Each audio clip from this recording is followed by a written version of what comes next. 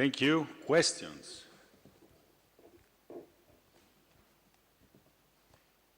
You left everyone speechless.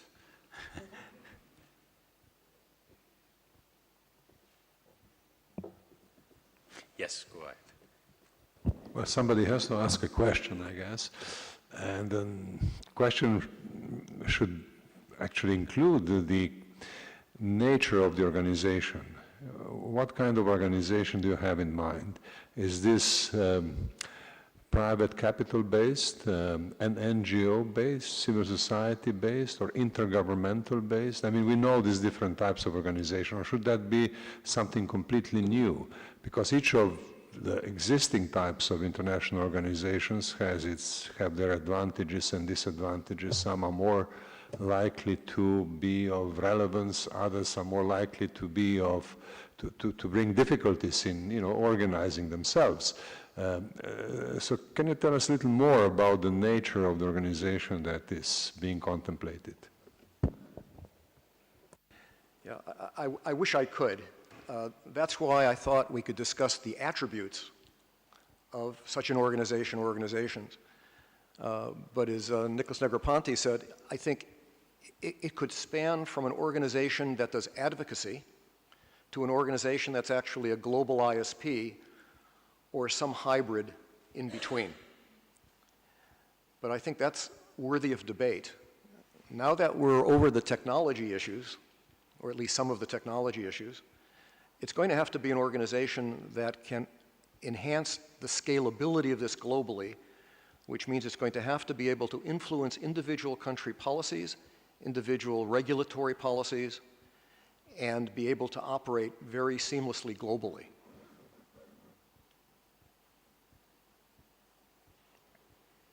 Thank you.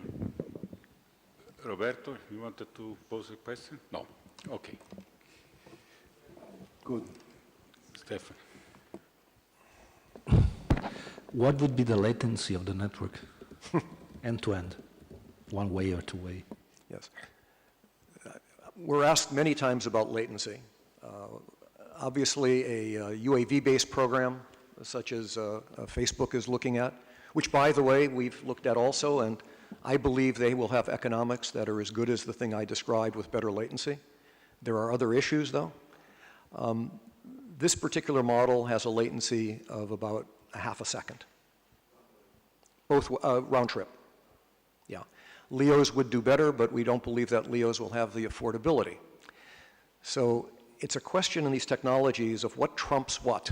I shouldn't use the word trump, but what trumps what? Is it latency, or is it affordability, or things of that nature? I would argue that these 3 billion people have been latent for how long? And the extra half second is not going to be as meaningful as affordability.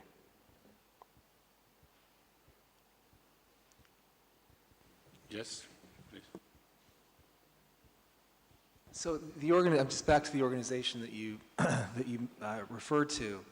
WFP was formed, I think, in 1963 as a result of a hurricane in Thailand, a series of natural disasters, and it was designed to bring food in quickly, but importantly to set up the logistical infrastructure that would allow other agencies to go in and do their thing, get water in, get communications, et cetera, which also WFP also does. So they go in, they set the infrastructure up, and they deliver food, and it was designed for that specific purpose. Is it kind of a WFP type of organization that focuses exclusively on connectivity, both in advocacy and in implementation, or one or the other? I think the answer is it certainly could be. And I mean, the critical thing is that the technology, when I say affordability, I'm really talking about gets to a cost basis that makes it efficacious. And whether it's an organization such as that contracts out for goods and services that can provide it effectively, or does it have to operate the network? It may be able to find other organizations like the United Nations Operations Group that does work globally to collaborate with it. Yes. Go ahead. I must say your talk was very convincing, and I don't believe there is an issue of technical feasibility and desirability, and I mean, nevertheless, you're talking about how many 1 million local distribution points with Wi-Fi, right? You said? That's one model, yes. Yeah, one model. What's the applicable law? I mean, who has, what would be the applicable regulation for the censorship that government will want to apply?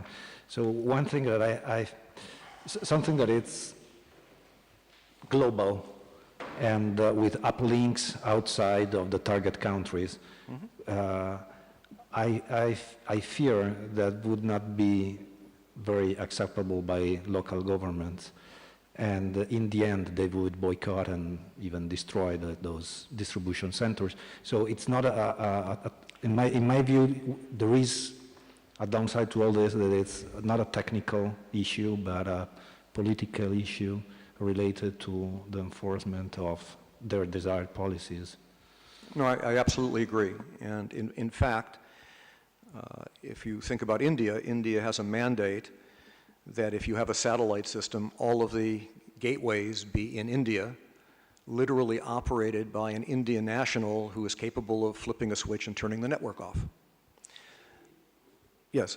So, but there is a solution, you know. You could create a satellite that can be focused a terabit per second on India and put all of the gateways in India. But you're correct, I was approaching this as a technology problem, and as I stated, we have these regulatory and policy issues.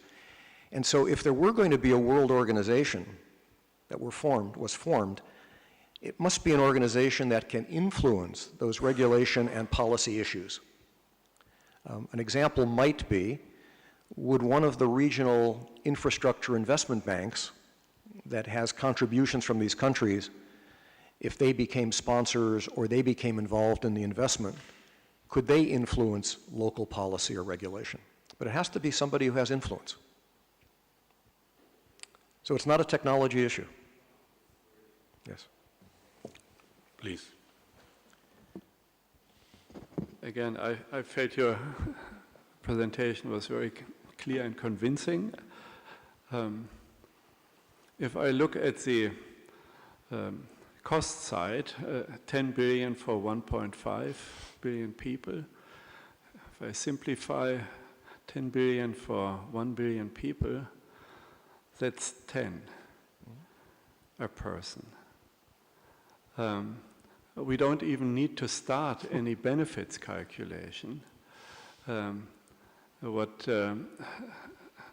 productivity gains in these villages, there would be a multitude of $10 per person per year.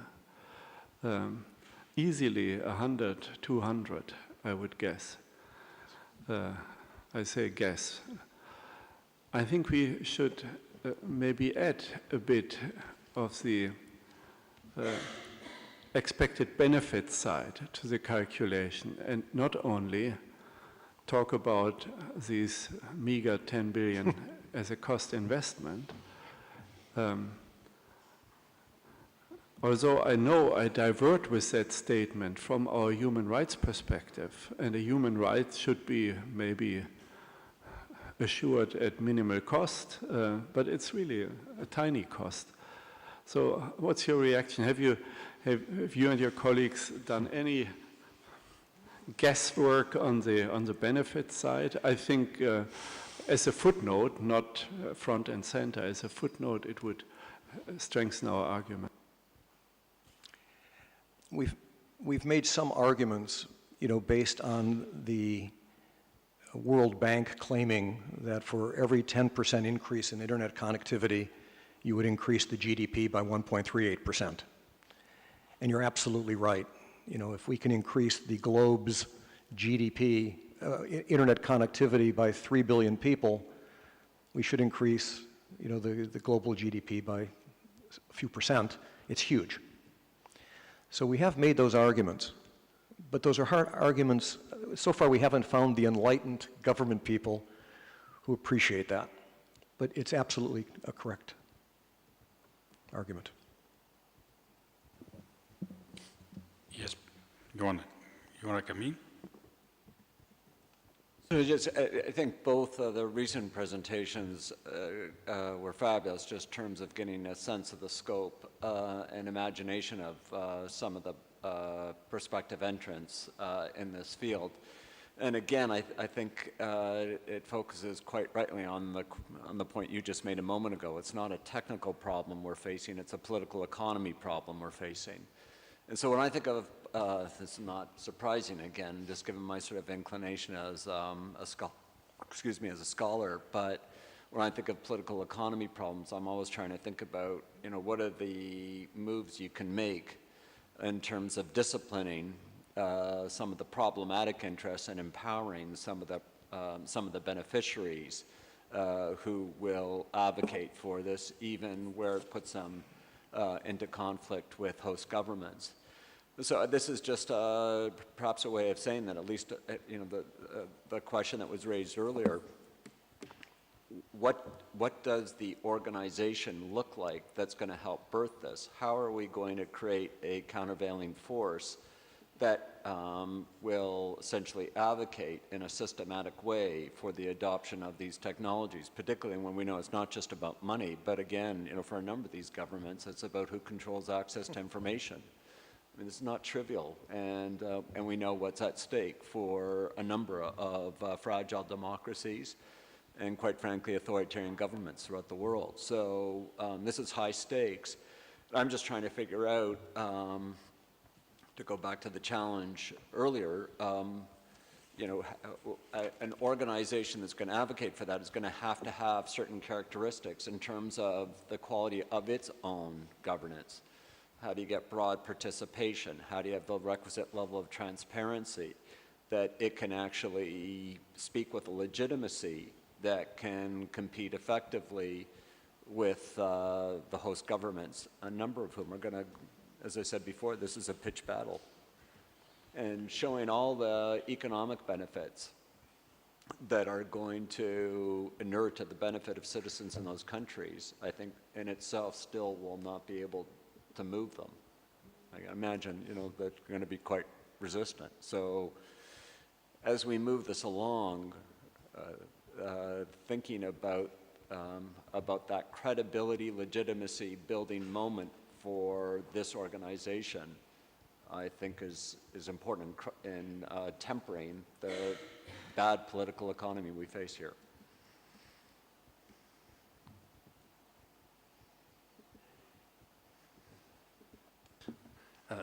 An alternative, and I'm not advocating this solely, but a real alternative, because the money is so low, is to just launch the 3 satellites and announce to everybody you're connected if you want. And here's the recipe for the antenna. Be my guest. That is an alternative versus advocacy and figuring out all of the things. So there is a spectrum. I'm not suggesting that wild one yet, but it is actually feasible. For the first time, it's never been economically feasible that one person or one group could build a telecommunications system that connects everybody in the world. And it has become possible.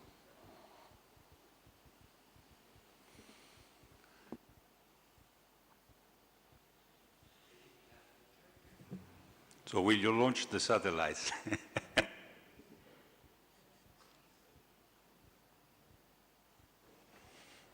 I like the idea of the church diversifying from real estate into technology industry. So maybe this is hopeful.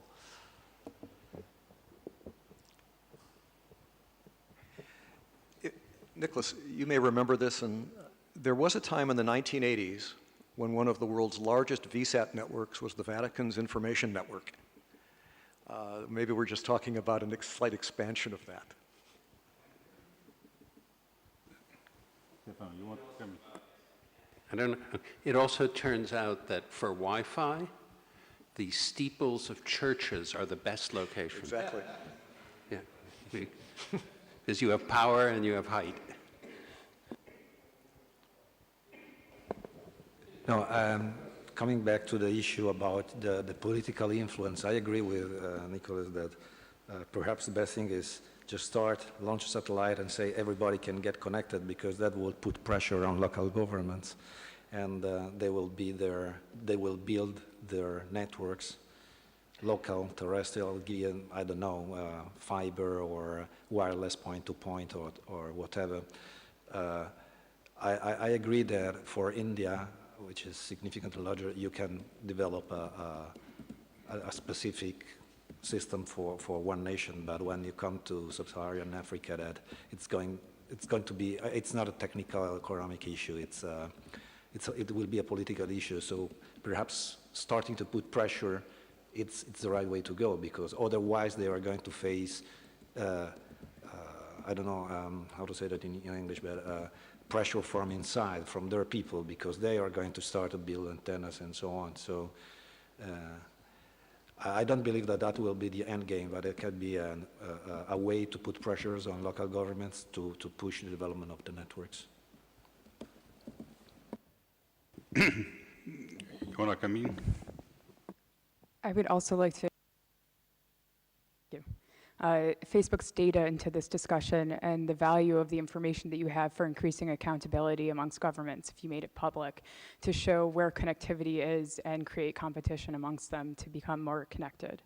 And my last point is also, if you would like the Catholic Church involved, we have plenty of data about their facilities globally. So.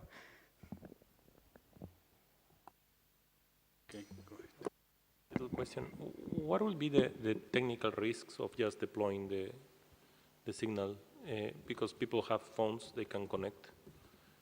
What will be the way a government can avoid that to happen?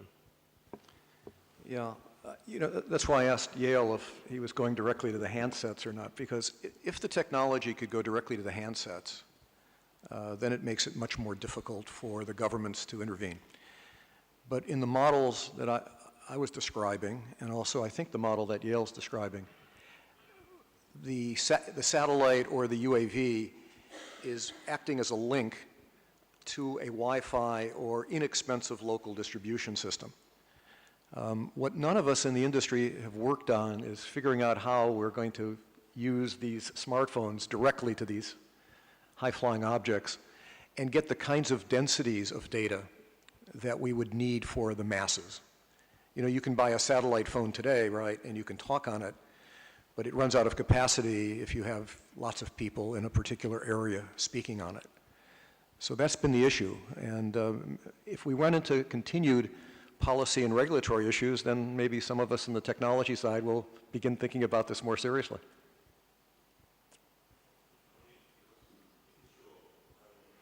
We'll be able to coordinate regulation around the world. That's pretty complex. We had a huge try during the food price crisis to regulate and work together with central banks on the G20 of Paris, and that was impossible. So I honestly don't see that the way. I think the other way with the technological innovation that you can use your handsets, that could put a lot of power to the proposition. Mm-hmm.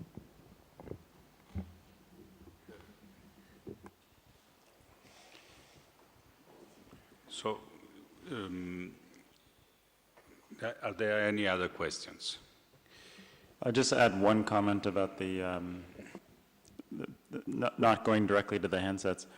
In the mobile phone industry for smartphones, the chipset companies do release these reference designs and make them available. They're almost like blueprints for making phones. And in India and many countries around the world, in Africa and Latin America and other parts of Asia, there are local OEMs that do make these smartphones available at very, very low cost. They're assembled, they're designed, et cetera, in country. So I do think, I think Nicholas made reference to Blueprint or something like that. If there was openness in the industry at some point to do that, there's at least precedent in related industries and telecommunications where that problem is overcome. Thank you. With the apologies, I will have to leave, but allow me to suggest something for the conclusions. The discussion went in all possible directions, but one thing that I take away home, also looking at the Africa Summit in 3 weeks, is that the way the donor countries normally do development, President Prodi knows much better than I do, is that you cannot help if someone doesn't want to be helped normally. I mean, you have to accompany the help with reforms, helping locally, of course injecting funds, but of course it needs the cooperation of whoever is the recipient of the aid. Now here, more and more, we are talking about a sort of a global project about connectivity, I mean. So providing aid in a different way. And I don't think this is the first time in the history of humanity that we have this kind of global challenges where we give a global response. My example, because it's close to my heart, is the space program. I mean, even at the time of Cold War, we started a discussion to have a world cooperation, and the space station program arrived. So what I tried to say to the previous US administration, with this new one, we still have to start a dialogue on this. Why don't we define a global goal of donor countries in terms of IT development in the world and work together? That, I think, if we speak about global connectivity, is one of the issues that you could elaborate. Not that you have to agree with me, of course, but you can bring to the conclusions. And I would be really interested to read those conclusions and to reflect how to inject those ideas in the upcoming Africa Summit. Thank you very much. And I give you the floor to Professor Termini. Thank you, Roberto. It was kind.